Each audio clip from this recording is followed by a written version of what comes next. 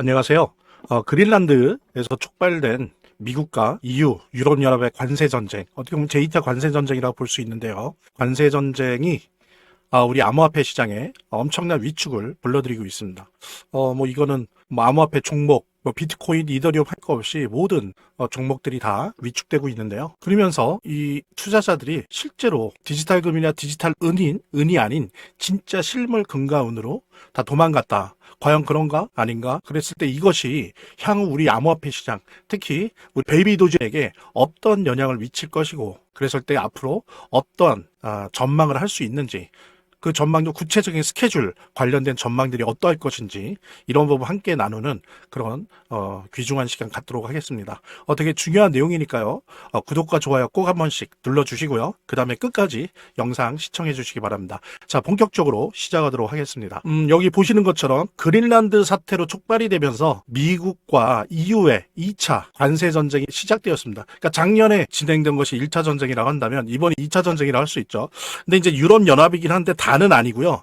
요 그린란드와 관련된 8개 국가입니다. 그러니까 8개 국가라고 하는 거는 영국, 프랑스, 그죠? 독일, 그다음에 스웨덴, 덴마크, 핀란드, 노르웨이 등등 해서 이들에 대해서 일단은 5월 30일까지는 10%의 추가 관세를 매기겠다. 그러니까 기존에 15%가 있으니까 실제로는 이게 어떻게 되는 겁니까? 25%. 큰 거죠, 사실. 그다음에 이제 5월 30일까지, 31일까지 이게 제대로 되지 않는다라고 한다면 6월 1일부터는 그때는 25%를 때리겠다. 그러면 이건 어떻게 되는 겁니까? 무려 기존의 15%였으니까 40%가 되는 거예요. 이렇게 됨으로 해서 지금 계속 베네수엘라에 이어서 지정학적 위기와 거시경제 불안정성들이 나타나면서 사실 첫날 같은 경우에는 비트코인을 비롯해서 암호화폐들이 잘 버텼는데 둘째 날부터 해서 암호화폐가 눈에 띄게 위축됐습니다. 지금 3일째 되는 오늘도 마찬가지고요. 자, 근데 이 부분을 이것이 어떤 의미를 갖는지를 좀 우리가 보려면 과거의 모습도 좀 챙겨봐야 될 것 같습니다. 예를 들면 비트코인을 위시로 하고 우리 베이비 도지도 마찬가지고요. 2024년 이전까지는 에브리띵 랠리였어요. 그러니까 유동성이 들어온다든지 혹은 유동성은 들어오는데 달러가 약화된다든지 하여간 여러 가지 이유로 해서 한번 뛰기 시작하면 금, 은, 주식 그죠? 구리, 니켈 뿐만이 아니고 비트코인 및 암호화폐가 같이 뛰었죠. 그래서 everything rally라고 했었어요. 그 전까지는. 근데 2024년 1월에 비트코인 ETF가 승인이 되면서 이제 기관의 자금들이 암호화폐 시장에 들어오는 것이 본격화되면서 즉 암호화폐 시장이 제도권으로 편입되면서 이제 앞으로 계속 암호화폐 시장에 제도권의 자금이 즉 기관 자금이 들어올 것이다라고 한 것들이 계속 선반영이 됐습니다. 이게 시장에. 근데 이제 이것이 작년 2025년도 1차 관세 전쟁 그리고 10월 10일 날 그 유명한 아주 역사적인 대청산 선물 시장에 있었죠. 암호화폐 대청산이 발생이 되면서 이제는 요 에브리띵 랠리라고 하는 것이 사실상 종료됐다. 끝났다라고 하는 부분. 이렇게 되면서 이제 중요한 것은 금과 은이 튀느냐, 주식이 튀느냐라고 하는 부분보다 오히려 더 이제 단기 자금에 의존하게 되었어요. 본격적으로 방송을 시청하시기 전에 제가 한 가지 더 말씀드릴 게 있으니까요. 이것부터 먼저 보도록 하겠습니다. 여러분들 제가 체크해보니까 아직도 투자지원금 못 받으신 분들이 꽤 많은 것 같아요. 그래서 지금 베이비 도지 한 주라도 보유하신 분들 같은 경우에 모두 받아가실 수 있는데요. 자, 일단 신청하신 분들은 저희가 다 체크해 놨으니까 아직 신청 안 하신 분들만 말씀을 주시기 바랍니다. 지금 베이비도지 보유자 중에 한 주라도 있으시다라고 하는 분들은 저희 베이비도지 제휴 거래소와 협업을 해서 투자지원금 지금 지원을 해드릴 건데요. 상장 기념으로 거래소에서 직접 지원금을 드리고 있습니다. 자, 이거 본 채널 구독자들 대상으로 해서 지원금 드릴 수 있다고 하니까 정말 베이비도지 단 한 주라도 보유 중이신 분들 아직 신청 안 하신 분들은 꼭 지원금 받아 보시고요. 본 영상을 시청하시고 계시는 분들은 010-9627-320으로 문자를 보내주시면 투자지원금 무료 증정해 드릴게요. 물론 본 영상의 고정 댓글에 보면 거기 링크가 있거든요. 그 링크를 통해서도 신청이 가능하고요. 자, 그럼 본격적으로 시작하도록 하겠습니다. 이 얘기는 뭐냐면 암호화폐 시장은 굳이 구분을 한다면 장기나 중기 자금보다는 단기 자금에 대한 의존성이 매우 높습니다. 아직은 그래요. 아직은 시총이 아시는 것처럼 3조 달러밖에 안 되죠.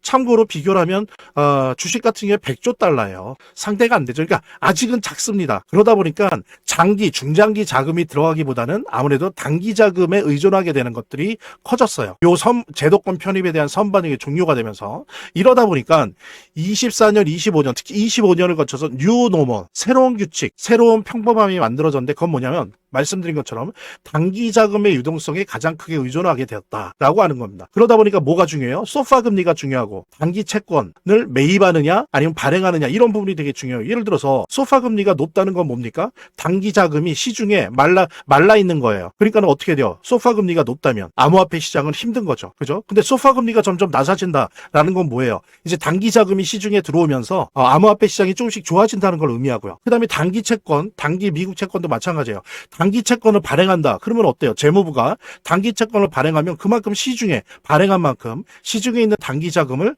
재무부 지갑이 쑥 빨아들이는 거죠. 그렇게 되면 어떻게 돼요? 암호화폐가 힘들어지는 거죠. 근데 반대로 지금 연준이 하는 것처럼 단기 채권을 오히려 매입한다, 사준다, 발행하는 게 아니라 사준다라고 한다면 그거는 시중에 단기 자금을 공급하게 되는 거죠. 이처럼 이전과는 달리 암호화폐가 소파 금리나 단기 채권을 매입하느냐 발행하느냐 이런 것에 따른 단기 자금의 유동성에 크게 의존하는 그런 시장이 되었다라고 하는 이 뉴노멀, 이거를 여러분들이 잊지 마셔야 됩니다. 그랬을 때 보면은 작년 하반기에요. 7월부터 10월 사이에 총 2조 달러의 채권을 발행했는데 베센트가 말하면 재무부죠. 그랬을 때 보통 재무부 준칙에 의거해서 단기 채권 20%, 장기 채권 80% 이런 식으로 발행한 게 아니라 작년 하반기에는 60%를 단기 채권, 40%를 장기 채권, 그러니까 평상시에 비해서 3배 이상 단기 채권을 발행한 거예요. 약 1조 달러 이상의 단기 채권을 발행했습니다. 여러분들 생각해 보세요. 제가 설명드렸었죠. 1조 달러의 단기 채권을 재무부가 발행했다는 건 뭡니까? 1조 달러의 시중에 있는 단기 자금 1조 달러가 재무부 지갑 TGA로 빨려 들어갔다는 거예요. 그러니까 단기 자금이 증발한 거죠, 완전히. 그러니까 어때요? 랠리로부터 이 금도 오르고 은도 오르고, 그죠? 주식도 오르고 이런 랠리로부터 혼자 왕따 된 거예요. 근데 어떻습니까? 금 같은 경우에 중국이 처음 시작했는데 이제는 중국뿐만 아니라 각국의 주요 나라들의 중앙은행이 오히려 미국 채권보다는 금을 집중적으로 매수하기 시작했어요. 채권도 불안하다는 거죠. 그죠? 미국이 워낙 이 부채가 많다 보니까. 그 다음에 또 뭡니까? AI 산업이나 반도체 산업이 점점 많아지고 데이터 센터도 많이 짓고 반도체 생산량도 늘어나고 이러다 보니까 어때요? 은 공급이 부족하게 되는 거예요. 이러다 보니까 금도 뛰고 은도 뛰는데 어떻습니까? 반면에 우리 암호화폐는 단기 자금이 오히려 거꾸로 이 3개월 사이에 빠르게 1조 달러라고 하는 엄청난 규모의 단기 자금이 증발했어요. 그러니까 암호화폐 시장이 작년에 힘들었던 거죠. 하반기에 특히. 그 반영이 쌓여서 10월 10일 날 대청산이 일어난 겁니다. 그래서 앞으로의 문제는 뭐냐면 연준이 불이 나게 12월 12일부터 월 400억 달러 규모의 단기 유동성을 공급을 하고 있어요. 단기 채권을 매입합니다. 매입하니까 어때요? 그 돈이 매입 대금이 시중에 흘러나가는 거죠. 그래서 단기 유동성이 공급되고 있는데 이제 앞으로 우리가 모니터링 해야 될 거는 이게 부족하냐 부족하지 않냐의 문제. 요거를 이제 올해 3월까지 진행을 하거든요. 이랬을 때 요거를 모니터링 해야 될 숙제가 우리한테 남아 있는 겁니다. 그죠? 그리고 또 하나의 패턴은 뭐냐면 지금 보면 벌써 작년 10월 하반기 이후로 지금까지 동일한 게 비트코인, 이더리움을 위시로 한 솔라나 XRP에서 대형 비트코인과 대형 알트코인 같은 경우에 자금이 조금이라도 들어오면 단기 자금이 비트코인과 이더리움 등의 대형 코인 및 알트코인이 먼저 뜨고요. 그 다음에 어지간한 중소형 알트코인은 안 떠요. 오히려 뜨는 게 뭡니까? 이 다음에 바로 변동성이 심한 민코인과 테마코인이 먼저 떠요. 그러니까 어정쩡한 알트코인은 위험하다는 거죠. 그래서 그런 말이 있지 않습니까? 적어도 2, 3년 안에 알트코인 95%가 사라질 거다라는 얘기가 있어요. 이랬을 때 아예 투자 대비 위험성은 크지만 투자 대비 이 수익률이 매우 높은 대신 리스크는 높죠. 이 민코인이나 혹은 확실한 테마가 있는 것, 예를 들면 프라이버시 테마나 아니면 AI 서브 인스트럭처 테마나 이런 테마 코인 같은 경우가 수혜를 보고 나머지 돈들은 뭐예요? 예전 같으면 중소형 알트코인에 갈 자금이 이제는 일로 안 가고 비트 이더에 더 가고 민코인이나 테마코인에 간다는 거죠. 이런 어떤 패턴을 우리들이 요 새로운 뉴 노멀 속에서 이거를 우리가 캐치를 해야 됩니다. 이랬을 때 지정학적 불안, 그 다음에 거시경제 불안정 속에서 자금이 민코인의 섹터에 차익을 실현하고 지금 떠나고 있어요. 왜? 이렇게 지금 그린란드 사태니 관세 전쟁이 이러면서 하루 버티다가 이튿날보다 비트이더 막 무너지잖아요. 그러니까 어떻습니까? 이 민코인 같은 경우에는 단기 자금이 들어온다 그랬죠. 특히 그냥 차익 실현하고 지금 떠나는 거예요. 그러니까 거래량만 폭발하고 거래량은 높은데 가격은 떨어지는 거죠. 그래서 여기 보시는 것처럼 시총은 빠지는데 거래량만 폭발하는 거예요.